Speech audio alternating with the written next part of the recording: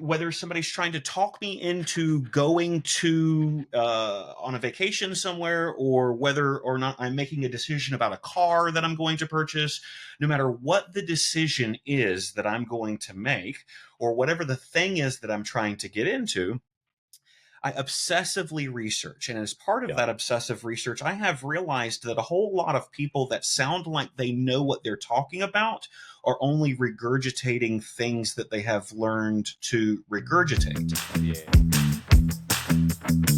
Episode 51, Aquariums are autistic.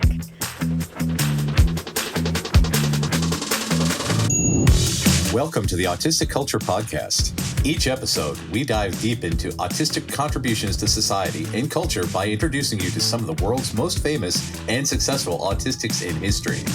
Before we get started, a quick disclaimer on how we use the word autistic. The purpose of this show is not to diagnose the people or characters we discuss as autistic. While some may have announced being autistic, what we're really sharing here is our observation of what is representative of autistic culture. It can sometimes be difficult for autistic people to celebrate our natural tendencies and traits due to the perception of autism as a disorder that needs to be fixed, a long history of damaging medical interventions to get autistics to fit in with mainstream culture, and protective masking skills many of us have developed to try to stay safe. Whether you are autistic or just love someone who is, your hosts, Dr. Angela Lauria, the linguistic autistic, and licensed psychological practitioner Matt Lowry, welcome you to take this time to be fully immersed in the language, values, traditions, norms, and identity of Autistica.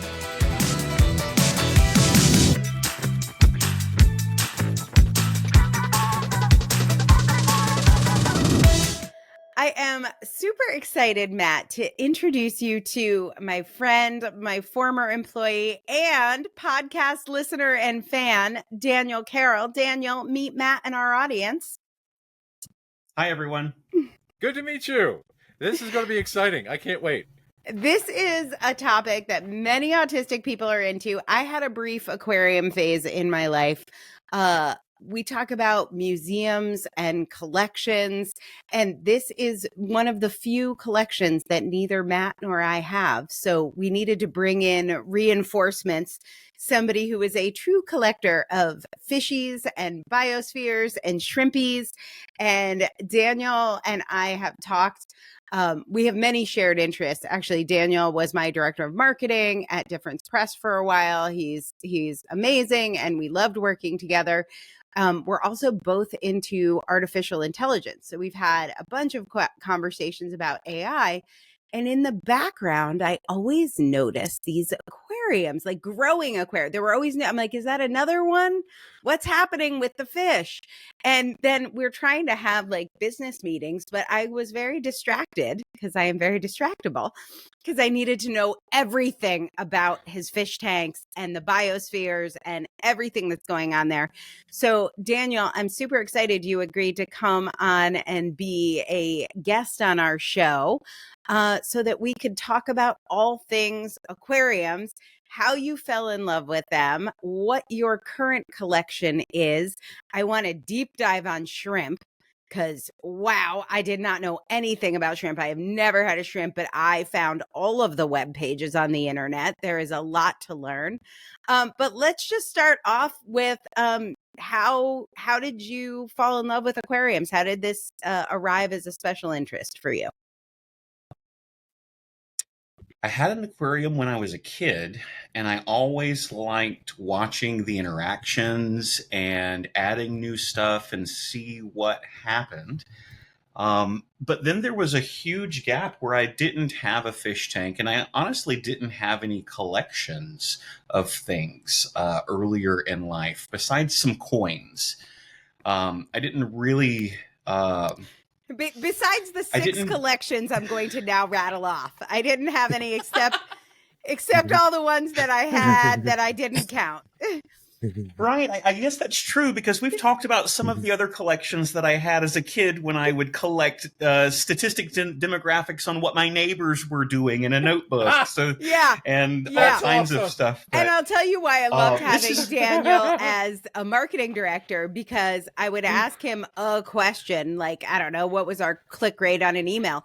And I would get a spreadsheet, I would get macros, I would get an analysis. I was like, well, that is a lot. And then he would write a piece of software that would like improve our click rate or create A/B tests. I was like, was just a little question, but that is a very great answer. Lots of details. This is the way. Yeah. I like rabbit holes. Yeah. Yes.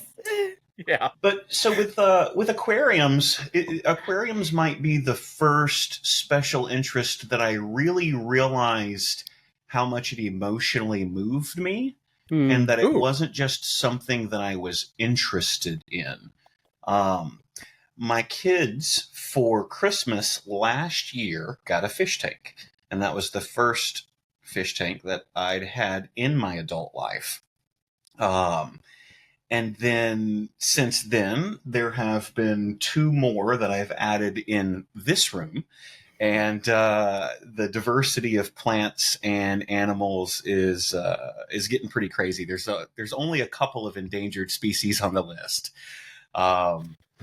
But, Where do we yeah, start? it's- Tell us about your fish tanks. Tell us about your fishes. I want to hear about the endangered species, obviously. Way to like drop a little How do carrot. you do the biodiversity? How do you find the plants? How do you make a tiny world? That's so many details. We're here for it. Yeah, so making a tiny world wasn't even what I thought I was doing in the beginning, but it definitely has turned into what I am trying to accomplish. And it was what I was trying to accomplish indirectly, because specifically with this tank behind me, one of the things that I wanted to do is I wanted to create a really natural looking environment that looked like you could find it in any swamp or woods, but I wanted to taint it with some kind of alien touch. Ooh. Because I knew that I built this whole tank specifically for the shrimp that I wanted. Everything in there, all the fish, all the plants, the way the pH is balanced, everything is circumstantial because of the shrimp that I wanted to get for this tank.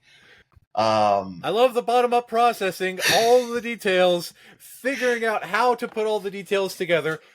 Please go on. Yeah, so I started doing research about these shrimp.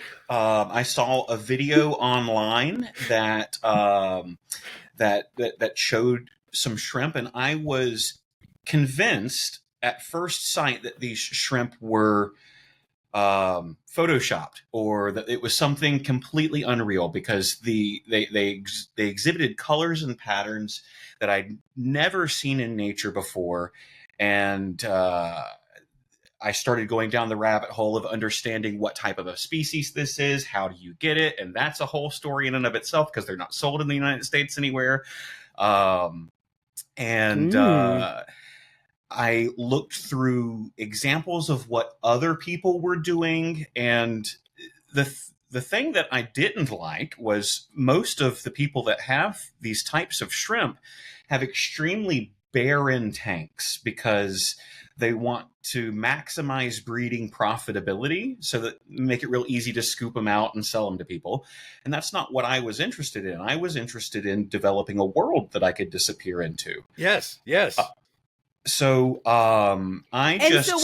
Just like a little on the shrimp. My knowledge of shrimp is shrimp cocktail until I saw your shrimp. So can you talk about like what is, because most people know shrimp is what you would buy in the grocery store and eat. These are not edible shrimp, are they? No. Anything's edible once. Yeah, everything is edible, and I suspect that if you were starving and you had a big enough collection that if you ate a few hundred of them, that you would be satisfied. But they're very, very and tiny. They look like aliens. I think that's part of the alien theme, right? They do. The adult shrimp, when they are at their largest, I'm holding up my pinky finger, and I'm indicating from the tip of my finger to the second joint, And Oh, that's wow. about how big the shrimp will be when they are at their maximum size. They never stop growing from the moment that they're born until the moment that they die, which is anywhere between 2 to 4 years, depending on how you feed them and what the temperature in the tank is. I will, if I can, I'll share a Yeah. couple of pictures, and I can describe what And by I the am way, showing Daniel's as well. going to describe this, but we'll also put it in the show notes. And to access those, just go to autisticculture.substack.com. Find this podcast episode, and you'll see these pictures as well. We're gonna look at them and geek out. Awesome.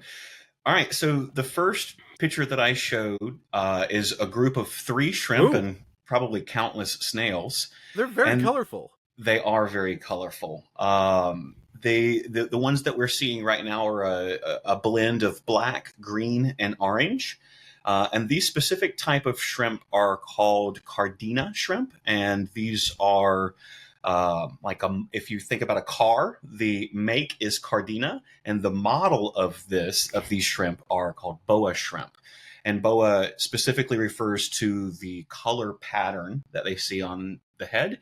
As you can see, especially in the adult shrimp that are on the screen, the color patterns on their head are very big and very bold. Where with most shrimp, if they have any kind of coloration, it's going to be a bit of a stripe, or it's going to be a completely solid color. So this is a really unique setup here to see shrimp that come in this variety of color. I've changed the image now to another picture, and this is more. We were looking at on top of my filter, and now I've brought the camera in between a lot of the plants, and you can see a slightly different mutation of the colors, where this shrimp is like a sparkly baby blue overlaid on a light orange with just a little bit of black patterns in there throughout. And this shrimp demonstrates one of the harder things to get in this selective breeding process, because people are trying. I'm trying to make the shrimp look like this by controlling which males and which females are allowed to breed together. And if you notice on the legs of this shrimp, it's got really good color banding all the way down, and it looks like spider legs, and that's actually really very does. difficult to get. Shrimp legs are usually one solid color. So wait, is this a shrimp you bought or a shrimp you bred? Are these ones you bred? Oh, you don't even know. So these 2 biggest ones here are full-grown adults, and these are ones that I've bought. The one at the bottom is one of their offspring.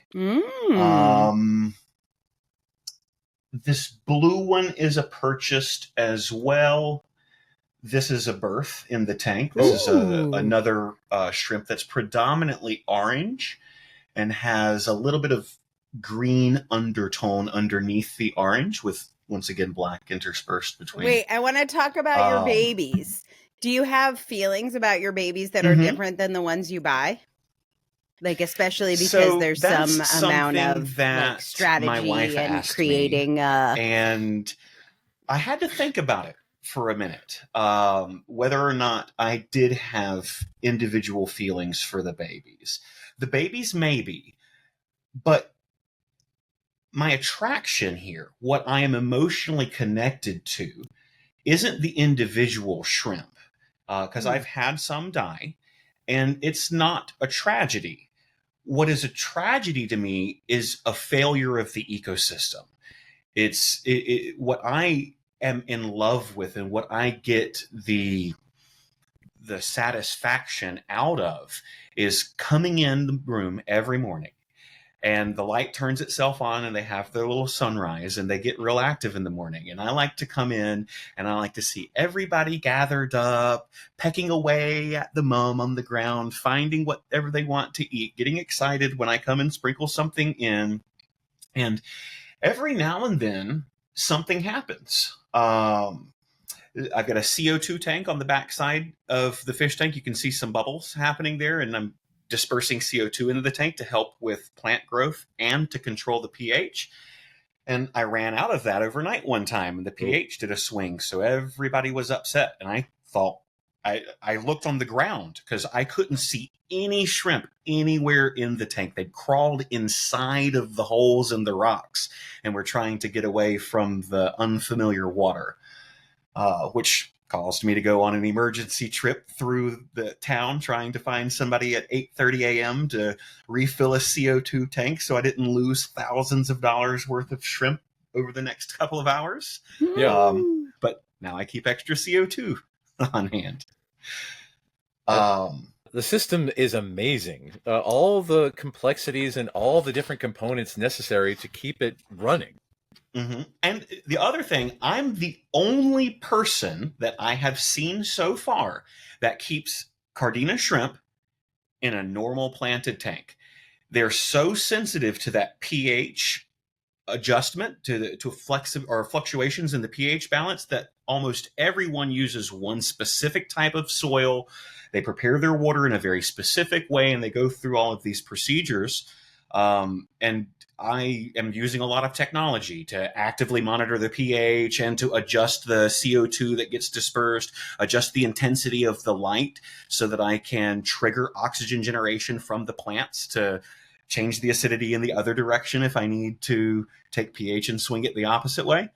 And every time I show pictures, like there's a community of people where you have to go and bid on these shrimp in order to buy them. There's like one guy that flies to Thailand and brings back like $1 million worth of shrimp on an airplane and then sells them out via auction on the internet. And whenever I have shared photos of my setup, I'm instantly met with fury. Everybody knows that I'm doing it wrong and that I should not be jeopardizing the lives of these shrimp, because these shrimp do not exist in the wild. These shrimp were selectively bred from a species of shrimp that was common in mountain streams in Asia. And they have not existed in the wild for decades. Fascinating. Yeah, shrimp collection is a hobby that's very popular in certain parts of Asia and certain parts of Europe. They have these tournaments where you bring your prettiest shrimp and hundreds of people show up, and whoever has the prettiest shrimp gets $5,000 or $10,000 and a medal and free equipment. There's sponsorships. It's this whole crazy thing, and I love do you it. want I to do love that? Are you doing that? Yeah, Are you doing yeah. any of that? Right, Matt? I told I'm you amazed. about I this. love this. Oh, it's so cool. It is the best. I haven't done any competitions yet. I'm still in my first year, and one of the things that you need to have for the competition, depending on which competition it is 3 to 5 almost identical shrimp. If the shrimp are too diverse in how they look, that's going to be points off automatically. So even if it's 3 and 2 of the most beautiful, if they don't look the same, then you don't score well. And I don't have enough shrimp that look alike to win any competitions. I've got a couple of really amazing stunners that if we only judged it based on one, that I would likely do very well. But how many shrimp do you have? I don't know anymore. Over 100? So of the Cardina shrimp that we've been talking about primarily so far, I've probably got close to 50 based on how many I purchased and then how many babies that I have seen. They're very skittish. So when they're young or when they're pregnant, I don't see them for like a month sometimes. And sometimes I'll get a glimpse of a baby and I won't see that baby again for another month because he's inside a rock or he's way deep inside of one of the moss bushes, or he's crawled inside the filter or something.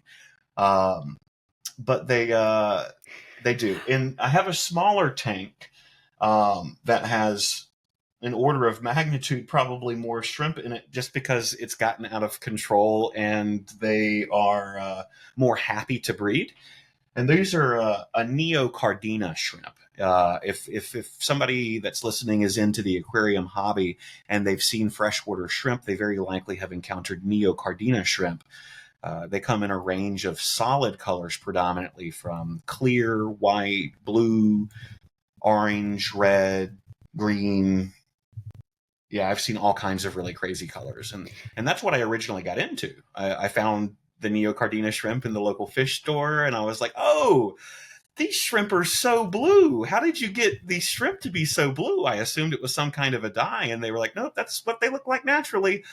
So I was like, all right, I want to do this. And then I found out there were crazy ones, and that's what I've been hooked on ever since.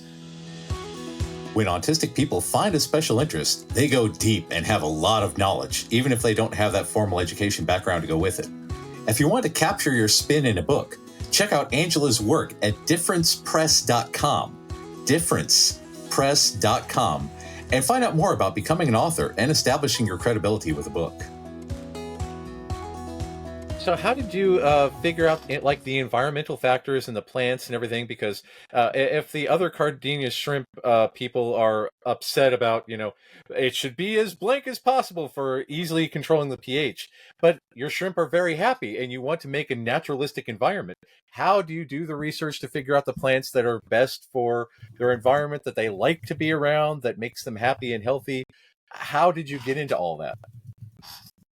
So I think this comes from something that about me that isn't specific to fish tanks, but there's been quite a few things. Any hobby that I get, I go all in.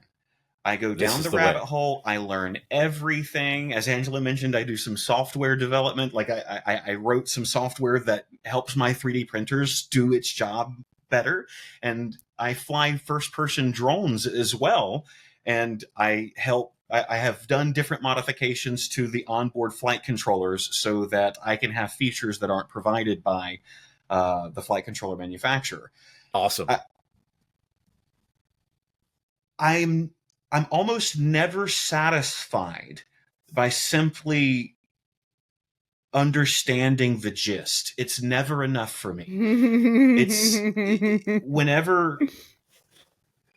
Whether somebody's trying to talk me into going to on a vacation somewhere, or whether or not I'm making a decision about a car that I'm going to purchase, no matter what the decision is that I'm going to make, or whatever the thing is that I'm trying to get into, I obsessively research. And as part of that obsessive research, I have realized that a whole lot of people that sound like they know what they're talking about are only regurgitating things that they have learned to regurgitate. Yeah. So when everyone was saying you have to do it this way, I wanted to know why. Everybody says you have to use this soil. Why do I have to use that soil? Well, that soil leaches out a specific chemical that helps buffer the pH and make sure that the pH stays below this. And everybody needs to have at least this much soil for this much water, because somebody figured out that that's how much you need to just not have to worry about it. And if you do what everybody says, it just works. But that's not what I wanted to do. Exactly.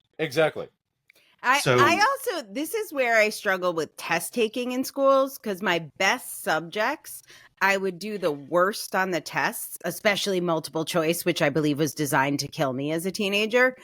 So when I got into Shakespeare, which is one of my first special interests, I didn't just want to read the one translation. I wanted to read like every translation. So if it was Romeo and Juliet, I wouldn't just read whatever they gave me. I went back to the first folio and read multiple editions to see like how it changed and how like things were different. So then they would ask a question like, what's the best soil for breeding Cardina shrimp? And I would be like, well, you might want me to answer this way, but this is not the correct answer. That is the wrong answer. Question. And it's not even the right question. So I would rewrite questions, or I would rewrite answers in the margin. And I would be like, anyone intelligent, and right there, I've started with the wrong premise because they're teachers, but like anyone who's grading this, you should read my analysis and margin notes and see that my refusal to select from your inadequate answers to your inadequate question is significantly better, and also buy me flowers and invite me to teach this class. And instead, I would get a fucking F, and then they would put my desk in the hall so I would stop bothering people with all my fucking details. Where are my flowers? Like, why are these people in the lovely aquarium Cardina shrimp community not like, oh my God, this is incredible. Tell me more about your new pH app and sunrise in the tank, and how do you measure the pH, and where are you getting the bubbles? And like, why don't they want to know more questions? Instead, they're like, you must use this because we have, like, Julie, like, I have a whole theory, like, shit was fucked up with Romeo and Juliet. That was like, not, her parents were right. That girl was young. Like, why is the answer they're star-crossed lovers? They went on one fucking date and they were in middle 15. school, no less. In middle school. Yes. Yeah. Oh, and so that's I'm like, my problem with the new Yellowstone show. Oh, yeah. I haven't seen it, but I've heard things. Well, I have. But yes, it's the thing that so many people want simple answers to simple questions, and they want to do a thing without understanding the thing. And the understanding is where the glory lies. The understanding is understanding the system is to commune with the infinite, because you get to this is the beauty of the details. Yeah. And it's one of the most confusing things that I experience personally about neurotypical people. Yeah. And in that I seek the truth. Oh, There's no use in pulling the wool over my eyes and tricking myself, or just playing along. And whether it be my experiences in religion, I started out as a traditional Southern Baptist, and at about high school age, I started exploring what everybody else was saying on the same topic, mostly within United States typical popular religions. And then I went on to try to see what the differences are in what people on the other side of the world are talking about. And the thing that I didn't understand is how everybody's book is almost exactly the same. Yeah. Yet they want to kill each other over the differences. And if we just had a true conversation with each other about what we think is right in life, then we would realize we're probably on the same page. But neurotypical people seem to not want to go into the conversation. I think it is what has fractured our country politically, is that people just want to memorize their talking points from either side and regurgitate those, but they don't actually want to dive into the specifics of the details. It's also the same struggle that I have in my marital situation, is I need to solve the problem and I need to talk about it right now. Yeah. And it's really hard to give space for uncertainty. Yeah. So you tell me. Because again, if there's a problem in the relationship, it's like a CO2 tank. It needs to be fixed immediately. Yeah. Right, the shrimp and could this die. ties well into our Thousands of Christmas dollars. episode. Yeah. This ties into our Christmas episode with the discussion of hope and everything, and the World War, and the Christmas armistice.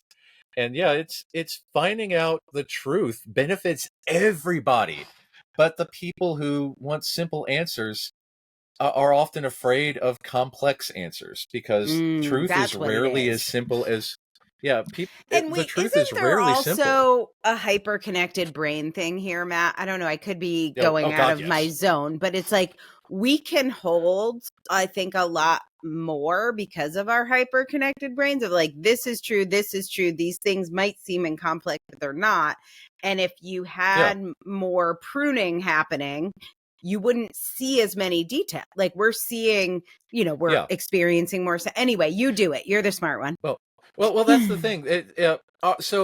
Studies have shown that our brains process 42% more data at rest than neurotypical people do. Because, and that's the thing, because of autophage, because of synaptic pruning, because of them actively deleting connections, they literally can't make the connection between point A and point D because they've deleted the hardware necessary to make those connections. And they claim it's due to efficiency, but it really gets a lot of nuance and a lot of subtlety and a lot of complexity out of the world, because we're constantly churning through data. We're constantly making connections. We're constantly, again, we recently did an episode about why my favorite book of all time is Frankenstein, because it's not just monster bad. It's the complexities of creation and life and raising and, what it means to be human, what it means to have a soul, all of this stuff. Very, very complex themes, especially for like Mary Shelley's day. But again, whenever it's turned into a movie, it's roar, fire, bad. And it's just unfortunate. So but that's the thing. We need this complexity. It's what gives us life. So this is a little bit new to me. So I just want to make sure that I understand. Are you saying that because we don't prune those connections, we can essentially keep more items of context available to our thoughts? We can okay, so we can literally consider more things. Yeah, have you seen it? I'll show you a picture of the neurons. This is the difference between our neurons and neurotypical neurons because of the lack of pruning, because they will actively dissolve dendrites and all these little dots. What we're looking at, you guys, are like two tree pictures. And one tree has like 3 branches and another tree has like 5 branches with branches off the branches and more branches coming soon. And I would argue, I'm going to take a little devil's advocate position here. I would argue it is more efficient to have a more of a Charlie Brown tree. I feel like it would, in a world with 85% of people who have a similar tree, like it is it's pretty efficient. It's pretty inefficient of us the way we go so deep. I think it's more joyful. Like, I think it's more accurate. I think it's more truthful, but everybody just like walking around bypassing and missing 97% of shit seems to, I 98%. Guess 98%. They tune out 98% of all sensory data. Wow. Yeah, because so they've done all these tests with fMRIs, MRIs, CAT scans, PET scans, high definition fiber tracking software. And that's the thing, because they literally cannot hear their brains have a sensory bottleneck to where they can only attune to a certain amount of information at a time because of the pruning. So whereas we pick up on like the buzzing of lights and feeling of our socks and all this stuff, and like right now we need to readjust because like, oh, my butt is in this one place for too long and all that stuff. It's something that they just don't process because their neurology says, oh yeah, we don't have to worry about that. So you're telling me that when I get in my car and I hear and I ask my wife, how long has the car been doing that? And she says, doing what? Yes. Yeah. She. So this is another thing that leads to what we call habituation. Because neurotypical people, when they experience a sensation for long enough, they just delete that response. Like, so great. The check engine light, they put a tape over the check engine light and all of a sudden it's not there anymore. So when we the live thing near the happens train for so tracks, but you just can't hear the train after a while. I'm like, you can't? Can you feel it? How about that? Because I can feel it and hear it. And because we don't prune our synapses like that, we don't habituate. Everything is equally as strong the first time as it is the next time, and it's one of those things that we just don't get used to. And people say, what do you mean this is bothersome? I just tune it out. We can't. Right. In my day, I walked uphill both ways. Yeah. It seems Yeah. like that there might be some self-preservation that's happening in that, because Yeah. there seems like there's quite a bit of anxiety and depression and stress that I bring on myself by worrying about every single possible outcome of Yes. the unknown. And this is a big thing that I tell people. This is the reason why we do autistic-centered therapy, because allistic anxiety comes from like a lack of serotonin, lack of dopamine, lack of norepinephrine. Our anxiety comes from the constant processing of all those variables, the fear of the unknown, the fear of how these things are going to interact. What will happen tomorrow? Will my CO2 tank run out? We're constantly monitoring thousands of variables, and it's taxing on our systems. And the depression usually comes from the fact that when we say, oh, yes, I'm worried about this, this, and this, and somebody will say, well, just don't. And we're like, ugh. Mm-hmm. Yeah, let me make a note. People So- would say that to me, just like relax. Okay, yeah, got it. I'm on it. Yeah. I'm gonna just do Like, some deep I hadn't breaths. thought of that. Thank you for your input.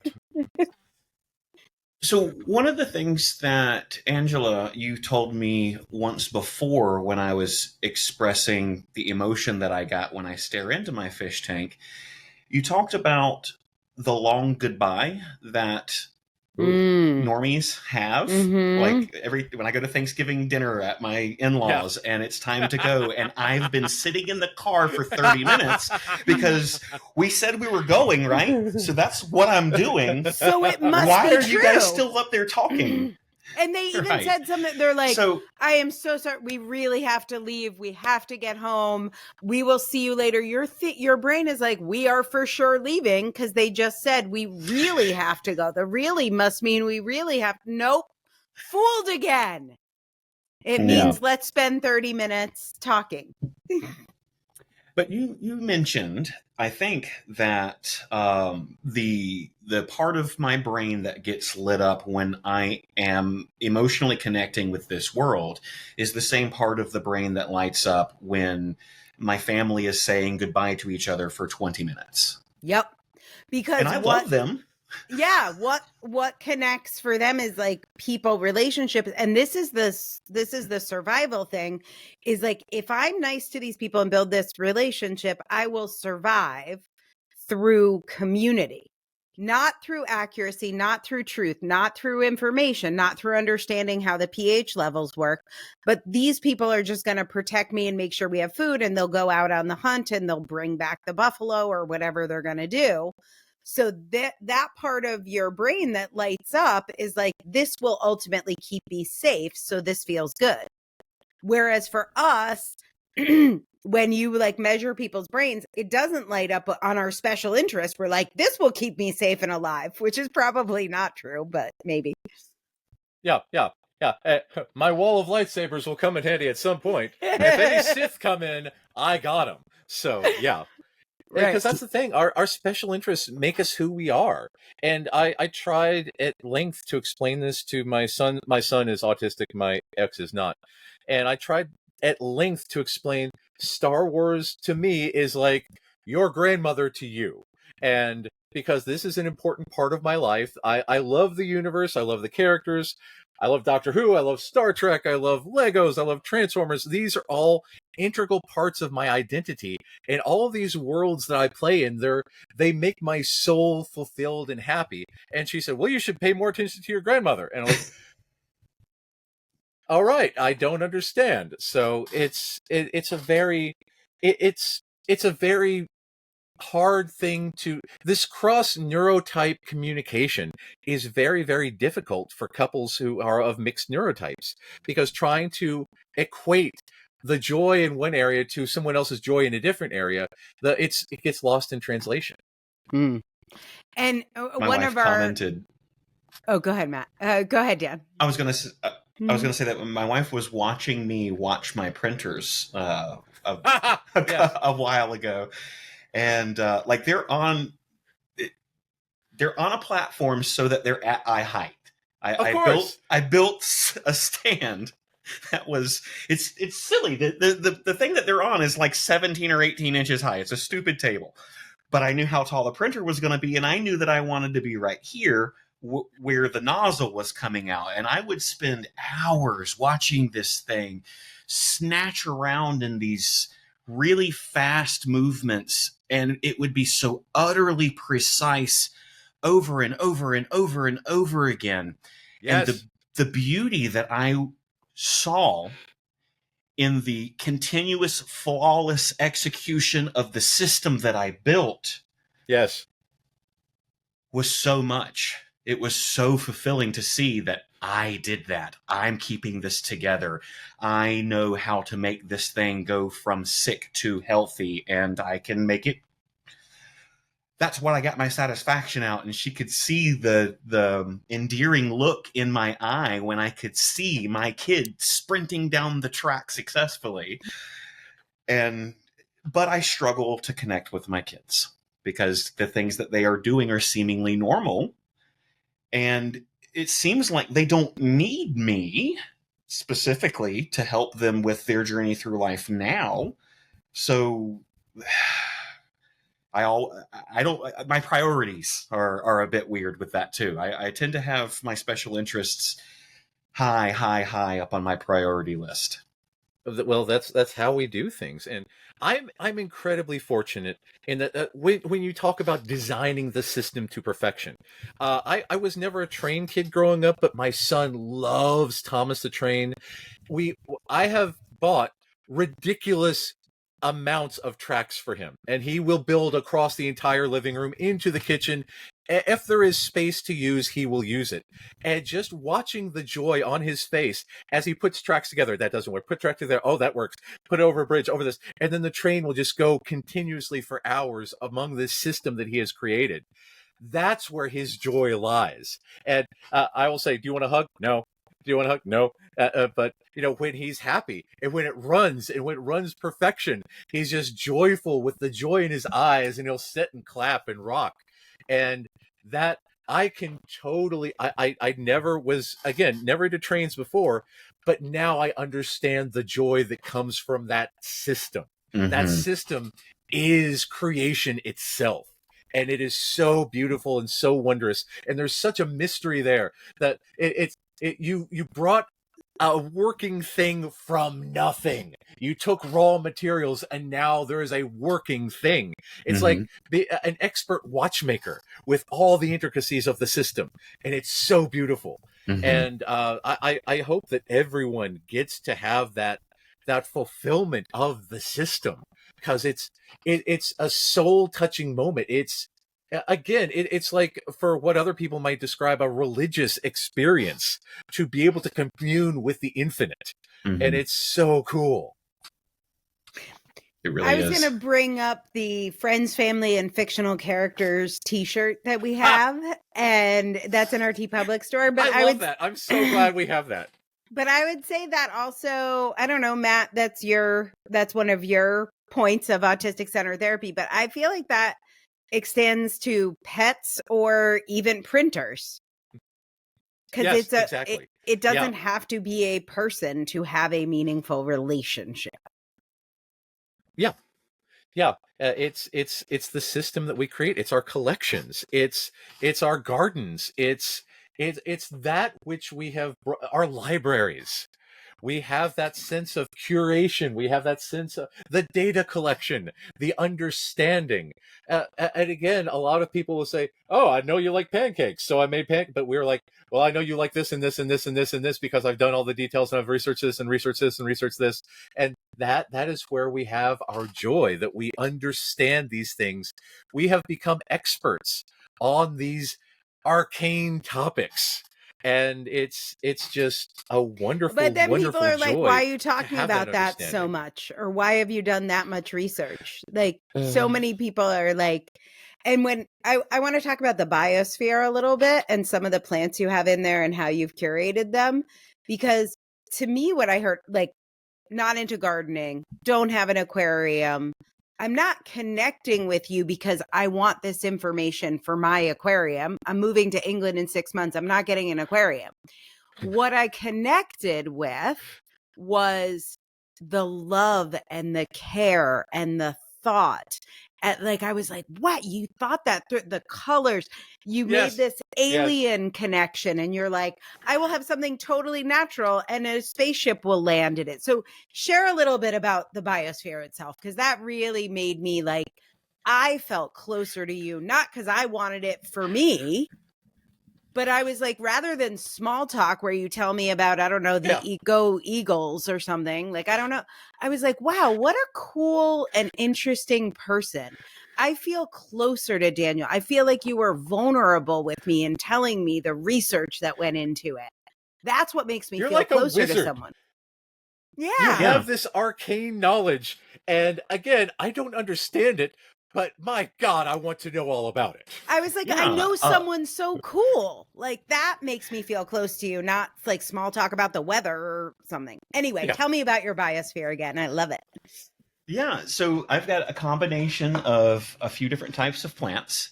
I selected them almost exclusively based on how they look. But there were some of the considerations, especially with these vines that you can see coming up and then wrapping over.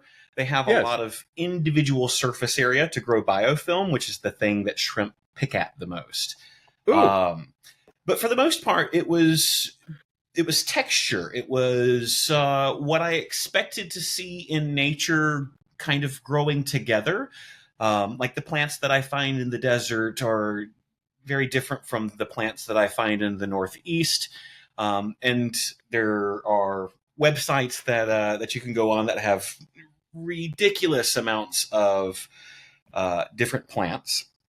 And I essentially just kept scrolling and looking and saving screenshots of images and putting things together until I started to create a theme. And then since then, I've planted, and the tank has changed. It changes.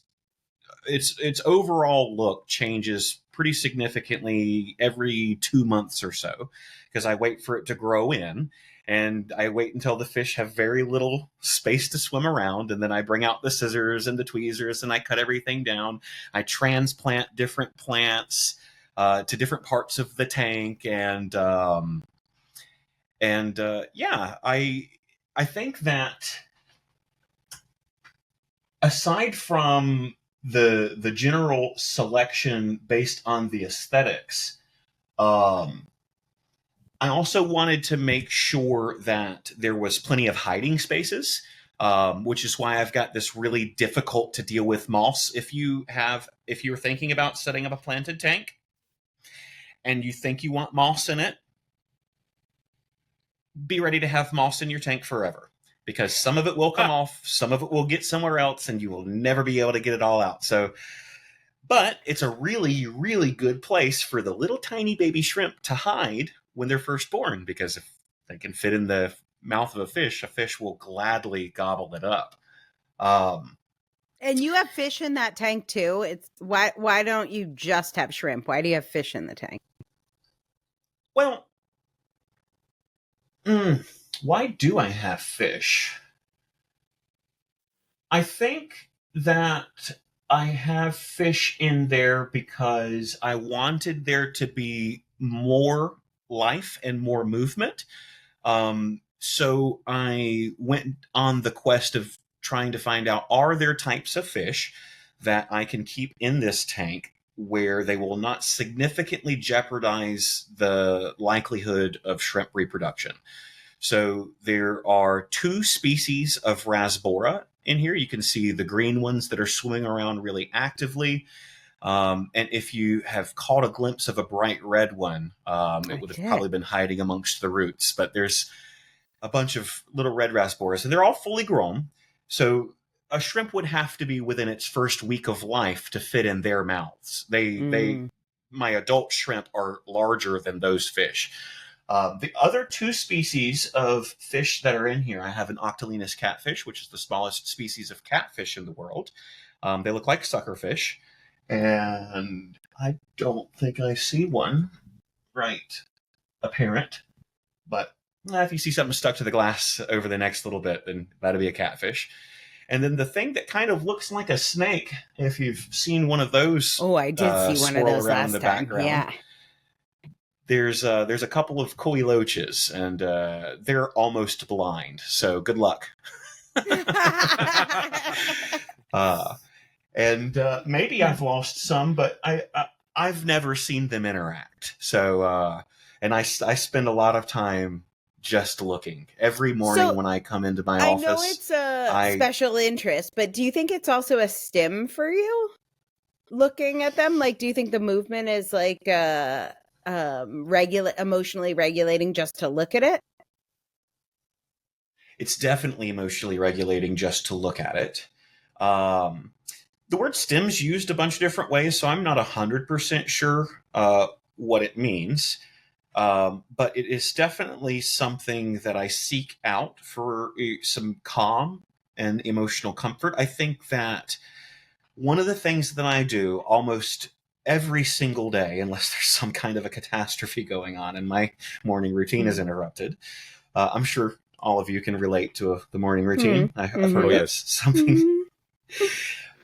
Without fail, I come in and I sit in this chair and spend 15 to 20 minutes at least, and I look at every different spot. It's something new.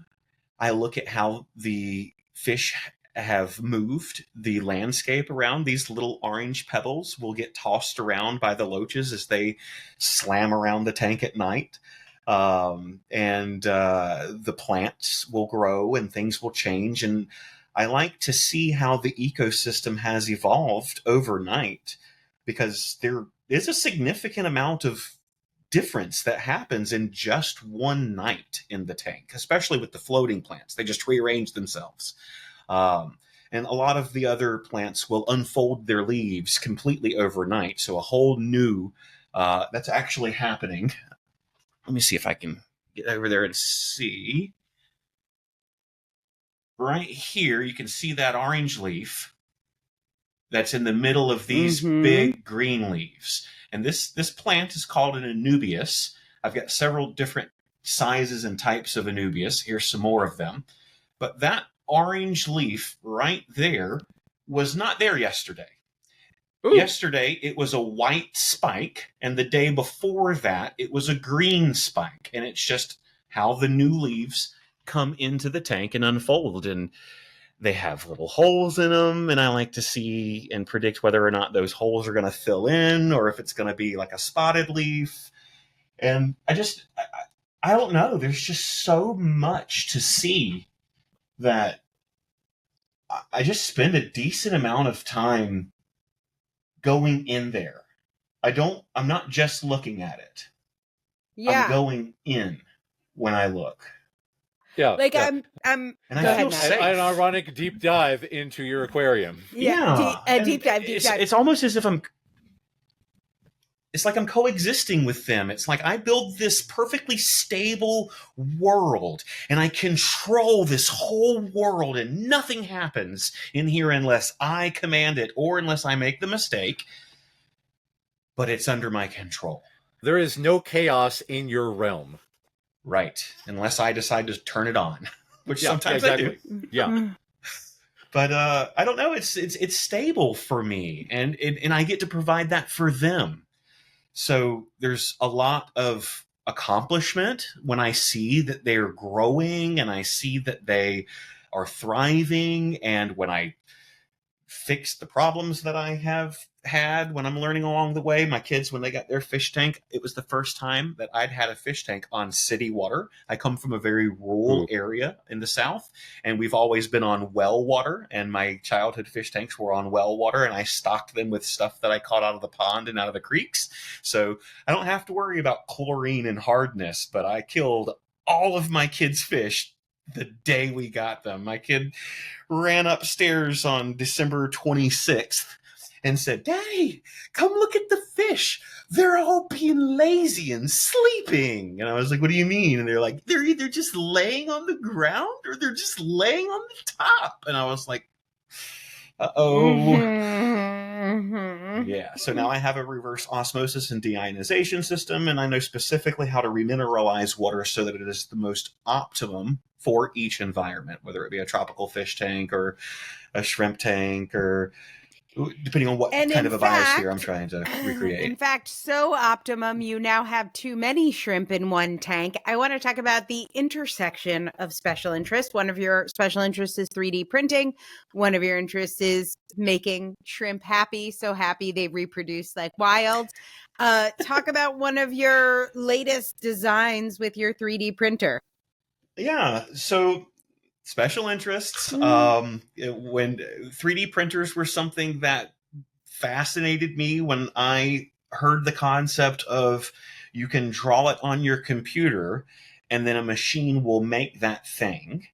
And I went down a rabbit hole. Actually, I got into 3D printing shortly after I was no longer the director of marketing for your company. It was one of the kind of special interests that I gained to keep my mind occupied during that transition time. And I got one. It was a regular couple of $100 printer that you would buy from the local store.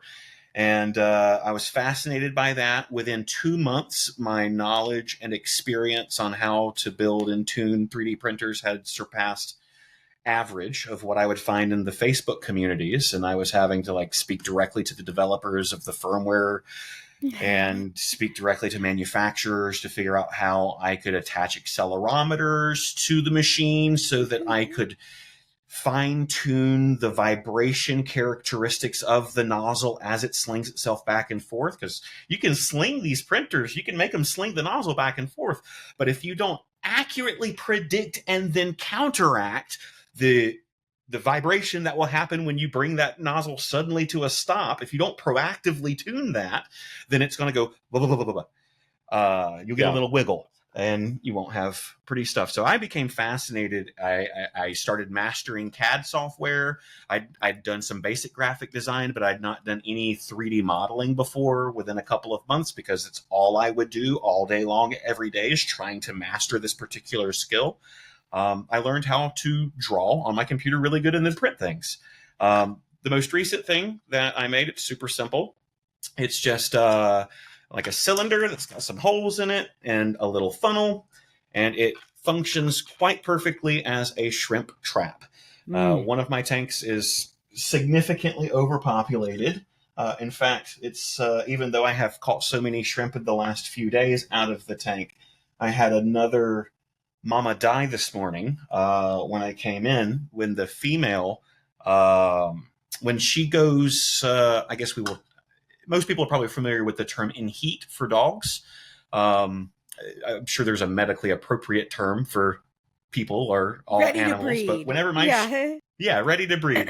Whenever my shrimp are in heat, you can see this growth on their back that starts right where the base of the neck would be if they were built like us.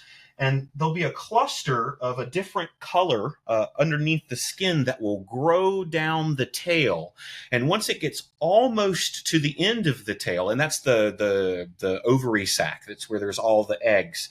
They form right underneath the top layer of the exoskeleton on the back of the soft part of the internal shrimp. Shrimp, when they shed their skin, kind of like snakes do, they keep one layer on, and that's the hard exoskeleton that they walk around in. And then as they grow bigger, they literally bend over. If you've seen the image of a shrimp that's curved, where it's got its tail near its head, the only reason shrimp do that is to break their back, and they just squeeze until they get a crack in the spine, and then they squirm their little body out through the back. Now, I'm fascinated and horrified. Please continue. So, it gets better.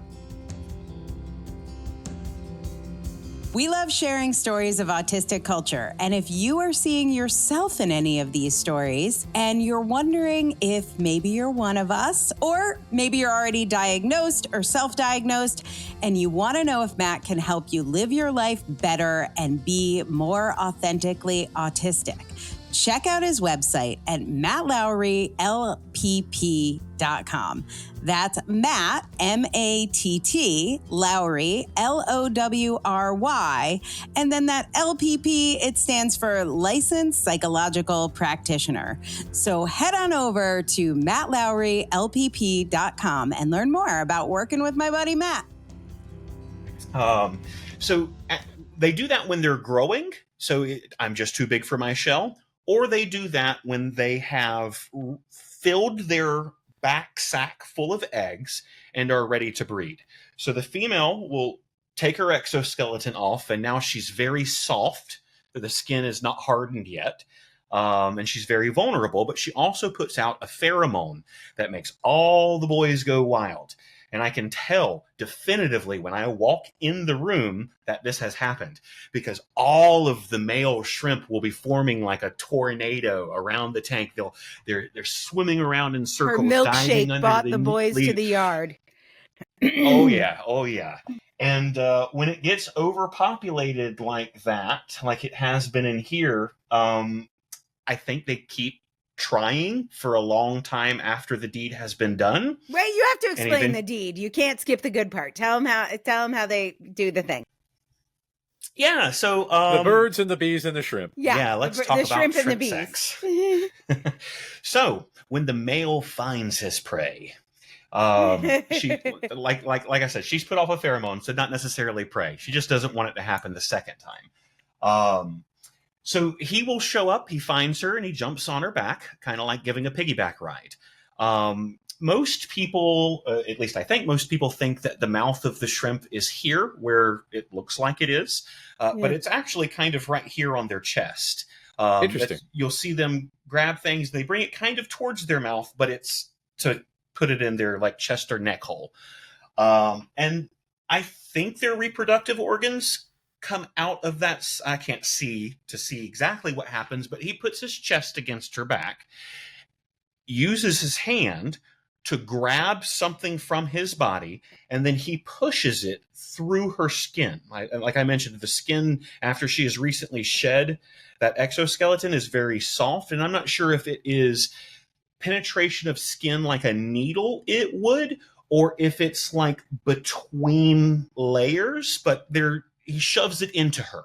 And from what I've read on the internet, it's described as a ring of sperm. So I guess there's like a donut that's passed off.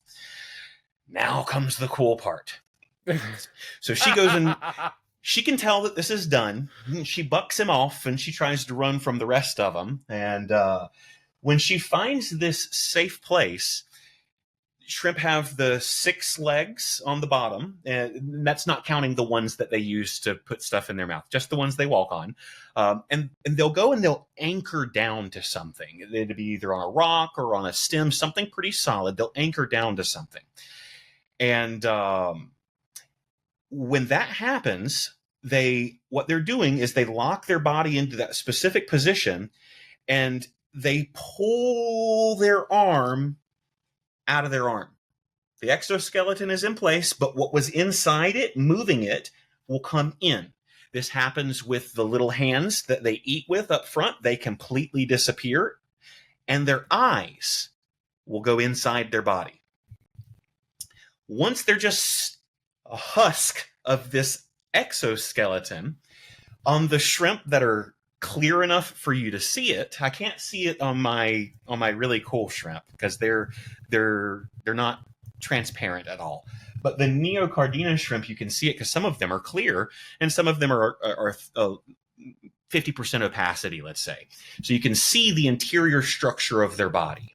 And what you'll watch the female do is once she pulls her whole body inside the exoskeleton, she'll writhe around and take chunks of these eggs from her back. And I haven't seen this part, but the internet describes that she manually passes each egg through the sperm that has been given to her. And then in groups takes these eggs from her back and then pushes them out a hole that's on her stomach. When you see a shrimp, kind of like a lobster, they're anatomically similar. You've got the big tail that flaps, that gives them most of their propulsion when they want to move quickly. And then you've got these series of flaps that are on the bottom of the tail, and that provides their fine movement. When the female has fertilized the eggs, she takes them out of her body and then puts them in those flaps that she's supposed to use for like hover swimming and getting around. And in those flaps, there's several of them, she keeps the whole bundle of eggs essentially in her hands, because she uses those things for moving, for up to a month. And she holds these eggs on the outside of her body. There's an instinct that they have to where they will flutter the little flaps enough so that water circulates and that none of the eggs kind of go stale. And she will reach around with one set of legs and manually rearrange the eggs. The ones that are deepest in the pocket will come to the front, and the ones that are in the front will go to the back. It's a constant cycle of moving the eggs around to keep them fresh. And from what I understand, it has to do with preventing bacterial or fungal growth on the eggs. Who knows how they figured out that that's what you need to do. But that's what they do. They go inside their bodies. And that is fascinating. Can you imagine? This is the alien theme. I mean, I feel like Sigourney Weaver needs to be around for some of this. Yeah, that is trippy. I had absolutely no idea about any of this. Yeah, and I didn't either. I had no idea either, and I don't think most people do. Even a lot of shrimp breeders. I have heard descriptions of shrimp breeding, and no one has ever described to me what I just described to you. I've read about it from like some more like research papers that study shrimp, but nobody in the hobby seems to notice that this is happening. And I think it's because you've got to be there. You've got to be watching. She's tiny. Her skin on the inside is a similar color to the skin on the outside, so you really have to be paying attention to see that this is happening. And it really just kind of looks like a shrimp is standing still, unless you get in there and look. And then this really makes me want to research hardcore pornography. Oh, but and with that note, oh my goodness.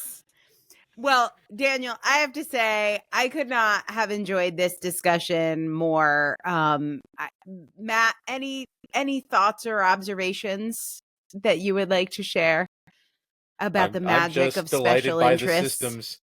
Yeah, I'm just delighted by the intensity and the systems and the understanding and the universes that you create to create the universes you create.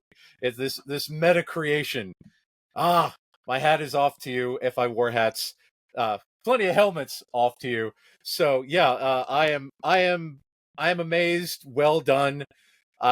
We got to have you back, and hopefully we'll have more footage with the YouTube stuff. So I am really cool. You're super cool. Thank you for coming on, because that's awesome. Well, thank you very much for having me. I'll make sure that I send over some pictures and even some video of if people want to see some really up-close action. I guarantee you've not seen anything like this. No, we have not. So we'll put it up there. Daniel, I want to end with one last question. We often talk at the end of the show about what's your favorite thing about being autistic. And I want to ask you that question, but I also know that you are a recently diagnosed, late diagnosed autistic. And after this conversation, Matt, you will be surprised to learn that Daniel asked me, "Do you think I'm autistic?" And then we had a conversation over several days about it. I'm not sure what we were. No. Yeah. I was like, I don't think so. I don't know. Maybe ADHD. Well, that's what I said. I was like, I could see that you're neurodivergent, but I've never seen your special interests like this. And I experienced you in a work context, from a resume and a job interview, even though I was out as autistic and I had in your interview process, I had some of my team members explain, your boss is autistic. Here's what that means. Like I had some other employees sit you down and say, this is what it means to have an autistic boss. Are you sure you want this job? But I didn't experience this side of you. I mean, I liked you tremendously, but I like you so much more living into the fullness of who you are as an autistic person. So I'm going to twist our regular question and ask you, in the time since you have self-identified as autistic, how has your life changed for the better? What do you like most about knowing you are autistic?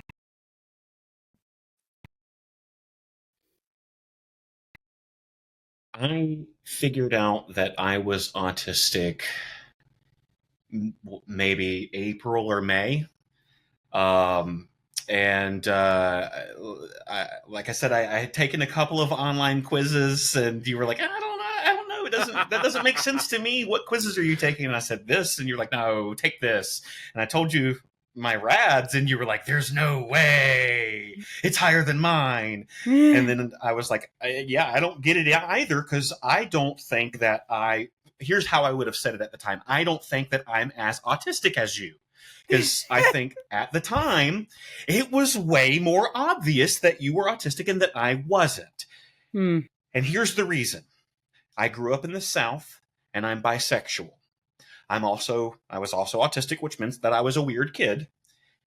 And it was either abused out of me physically or emotionally. Yeah. At 17 years old, as an autistic bisexual guy, I joined the Army. Right, from the South, I joined the U.S. Army. Yeah. So I joined the U.S. Army in a point of time. It was at the end of my Army career that it was finally okay to be out of the closet. I'm not sure about autism in the Army, but I'm pretty sure they won't let you join if you're autistic, which is a whole thing in itself. Yeah, I mean, another reason self-diagnosis is acceptable, because an official diagnosis could affect that. To get to the root I of experienced the question. You as an Army guy. We talked about a lot of military stuff. You have a military wife, you're a military family. Yes, you were my boss, and I know that I need to make sure that my boss perceives me as stable, perceives me as normal, perceives me as a productive member of the team that's on the same page. There's a lot of things that I knew that I needed to conduct myself in a specific way depending on what the relationship was. Now, it leads back to what you asked me next when I told you my rads. You were like, here, take this test, the CAT-Q. And I came back with a very high CAT-Q number, which is masking and hiding the traits. Yeah. And everything made sense. Yeah. There was a couple of week period where I went from, I've spent the last 15 years in weekly cognitive behavioral therapy sessions with a variety of healthcare providers and mental health providers, trying to figure out how I can get away from wanting to blow my brains out. Because for the life of me, I am smarter than most people that I meet. I am trying more than most people that I meet, but I can't figure out how to be the last 10 to 20% human. And I just want to know how to feel love like I see on TV, how to feel joy like I see in other people's lives. And once I realized that there's not 10 to 20% more for me to go to be normal, and that actually the more that I look into it, I am more normal than, at least now, I think that I'm the normal one. I think we're the normal ones, and we're in a weird-ass world of people that are doing stuff that makes no sense. This is the way. When I crossed that line, so much anxiety and depression was gone. There was so much freedom that I had to not worry about these relationships that I wasn't having. But I wondered why, and it enabled me to be authentically me. You didn't see me. I had to censor myself because I'm animated and I'm excited. I liked you, and I knew you were smart. We always got along. Like, I loved working with you. The quality of work was good. The whole team liked you. but like I didn't know you. And in the last 6 months, I'm like, I fucking love this guy. Like, where is this guy? Like, and that's the reason why we have trouble forming relationships, because when we hide our vibe, we can't vibe with people that vibe with us. Yeah. Because it's survival. I think if I would have known about the double empathy thing, I probably would have figured out that I was autistic while I was working with you, because I felt like I was one of the few that didn't feel like sometimes Angela's just crazy and it doesn't make any sense and we just have to go with it. Or yeah, you said everyone sort of warned you, but you're like, I don't get it. She seems to make sense to me. I don't have a problem with her. All of these traits that people, I remember what I asked Robin and Ben on that thing, because I was at the end of that part of my interview, and I said, hey, Angela told me that I'm supposed to ask you about what's different about working with her as a boss comparatively to bosses that I've had before. And they went into telling me that you're autistic and told me a few different things about how that means to work with you. And I was like, this sounds like exactly the kind of boss that I want. Or she's going to tell you exactly what she wants. Yeah. Right. I said, if she, I don't care. I want her to be direct. I want her to tell me that I'm doing a bad job if I'm doing a bad job, and to cut at the heart of it. Is she disrespectful when she does it? And they thought for a second. And they both said something along the lines of, I don't think so. And no, you're not. But neurotypical people might perceive it that way. It's hard for me to give feedback. It is perceived that way, yeah. Yeah. Feedback isn't like criticism is good if you're trying to give direction and guidance. It's better than just saying, go figure it out and try something else. I want you to tell me exactly what to do, Angela, so that I can do exactly what it is that you need me to do. Why would you not want that? Please don't give me feedback so that I could do the wrong thing, so that you're paying me for something you don't want and I'm working really hard on something you don't need. What? Why? I like that you don't waste my time either. When I'm going on this path, you would just say, no, this is stupid and this is why. And I was like, oh yeah, you've done this thing before. I hadn't considered that. Let me redirect. Or sometimes I said to you, this is brilliant, but it's not a priority right now. So like you have to stop doing that. Like you did some amazing work with our HubSpot. And I was like, this is fucking incredible. It's just not a priority. We can't spend time on this, but I can recognize the work is good and useful and needed, just not the priority, which it's my job as the boss to set the priority. And do you remember what I asked you during one of our final employee-employer meetings? It was one of the only questions that I had for you about what was going to happen. And the thing that I was concerned about the most is that the baby that I built was going to continue to be utilized, and it was going to continue doing the things. I wanted to know that the automations that I'd spent months on were going to continue to be used, and that all of the charts and stuff that I'd worked so hard to try to make it into something that would be useful for you to be able to make business decisions on. I just wanted to know that it didn't immediately slip back into the chaotic kind of mess of information. Well, I will you had to really dig. Just today, Ben updated the HubSpot dashboard. It's still your dashboard, but we have some new 2024 modules, but the month to date's still up there, year to date, all that stuff. Same dashboard. It's beautiful. And then we just updated the automatic when people reply and we give them responses.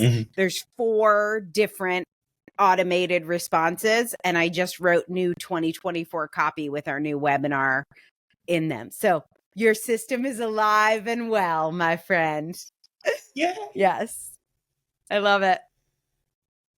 Matt, I feel that was like the answer I might to have the question about the positive, is that finding out that I was autistic answered so much of the hard questions in life. I didn't have any more normalization to do. The thing that I now can focus on is making sure that I can be a compatible husband, that I can be a good father, that I can look out for some of the negatives, some of the challenges, maybe not necessarily negatives, but some of the challenges that are associated with it. And make sure that whenever my routine is interrupted, that I take a step back and, forgive that tragedy, because everybody else is part of this life as well. Things like speaking to my wife with more consideration. I'm not someone that ever wants to meet you at the door when you come home from work and hear about your boring day, unless you've got a problem that you want to solve with me, or unless there was some drama. But if you want to tell me about this coworker's cousin's baby shower, I could not care less. So I have learned to. It started as pretending, but I have learned to find ways that we can interact, and it's still a big exploration, but.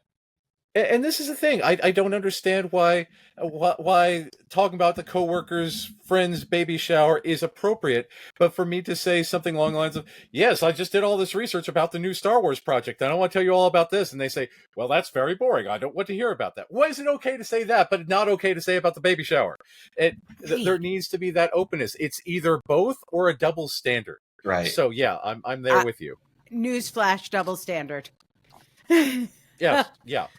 I knew this would be an amazing and fascinating conversation, Daniel. I'm so grateful for your time. I love your shrimp worlds and your aquariums. Thank you for sharing all your research with us.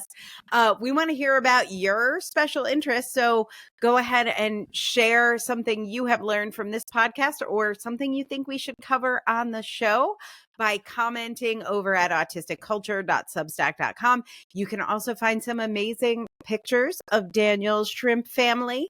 And I don't know, maybe we'll come up with a clever new t-shirt with a shrimp on it for our TeePublic store. There were some good truth bombs in here. So we'll see what River cooks up for us from this episode. Look for a t-shirt or a mug or, I don't know, a sticker or something with one of the amazing shrimp creatures that we got to meet and get to know today. So Daniel, thank you so much.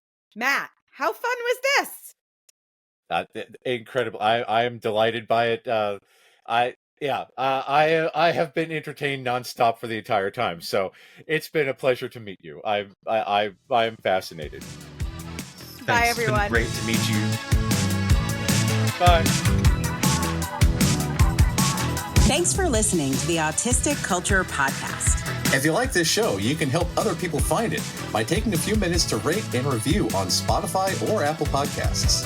You can find out more about writing your book with me at differencepress.com. That's difference, DIFFERENCE, press, PRESS.com. Or getting a psychological evaluation or consult with me at www.mattlowrylpp.com. That's MATT, Matt Lowry, LOWRY, LPP, as in licensed psychological practitioner.com.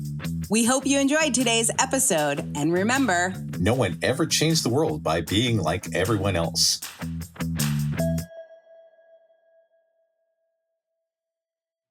special thanks to our content manager, River Robbins, and Aaron Stoner, our producer, for making us look and sound good.